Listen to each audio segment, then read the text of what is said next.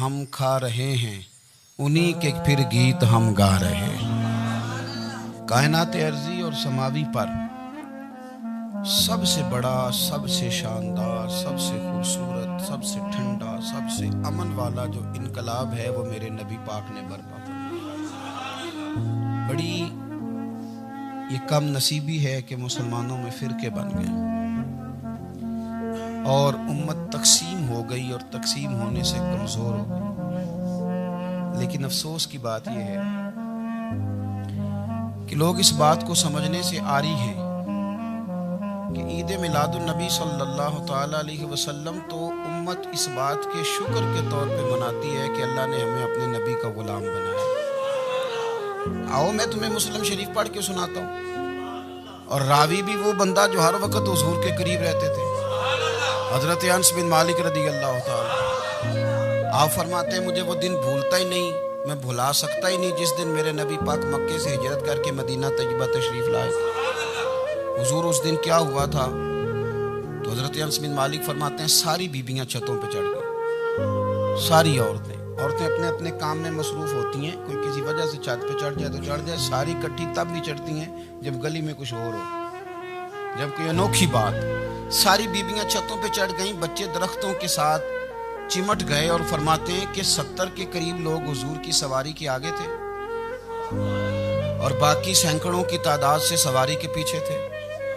और फरमाते हैं ये अलग मंजर था। और ये मुस्लिम शरीफ में नारा मौजूद है, मुस्लिम शरीफ में, ये सही मुस्लिम में मौजूद है कि जब हुजूर मदीने आ रहे थे तो मदीने वाले नारा लगाते थे या मुहम्मदा या रसूल अल्लाह, और चलते हुए लगा रहे थे या मुहम्मदा या रसूल अल्लाह का वो नारा लगा रहे थे।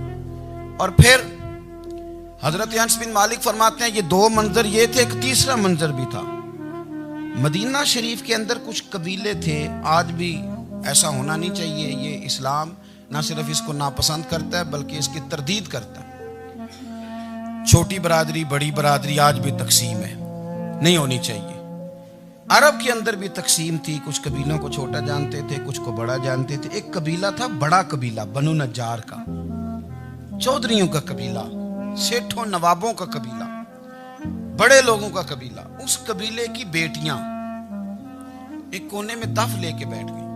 नबी पाक सल्लल्लाहु ताला अलैहि वसल्लम के गुलामों बात को समझे। एक मंजर ये कि औरतें छतों पे, आज हम मना करेंगे क्योंकि ये पर्दे की आयतें नाज़िल होने से पहले की बात है।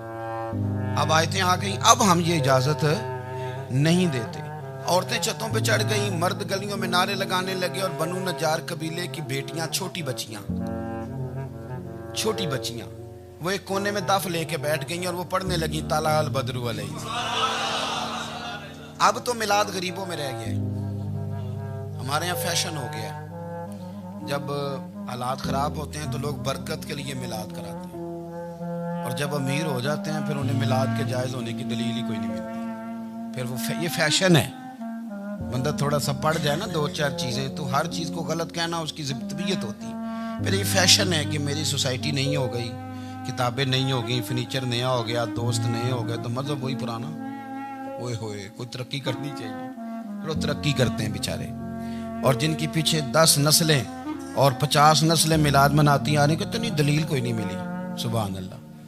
जिनकी दादी वुजू करके खीर पकाती थी 11वीं की, जब अमीर हो जाते हैं तो उन्हें 11वीं पकाने की दलील ही नहीं मिलती। अब आप अमीर हो गए मेरे भाई, आपका फैशन है, ये तबीयत का हिस्सा है। आप चाहते हैं कि मैं वो काम करूं जो दरवेश लोग, सादे लोग नहीं करते। तुम अपने मामलात को बचाने के लिए नारे लगाओ तो तुम्हारे पास सारी दलीलें हैं, लेकिन ये तुम्हारा नसीबा है कि तुम झूठों के नारे लगाते हो। लेकिन ये गरीबों का नसीबा है कि मिलाद वाले रसूल का नारा लगा।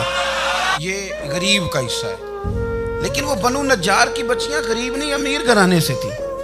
उन्होंने जो बात की उसको हफीज जलंधरी ने लिखा।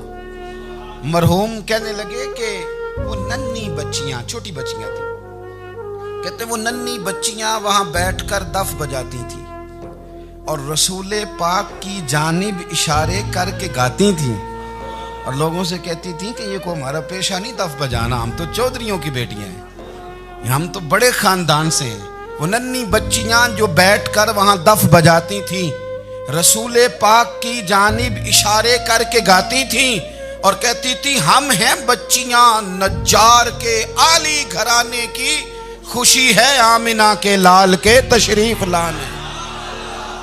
हमें बड़ी खुशी है आमिना के लाल के, खुशी है आमिना के लाल के, खुशी है आमिना के लाल के, हमें खुशी है आमिना के लाल के तशरीफ, खुशी है बस आमिना के लाल के।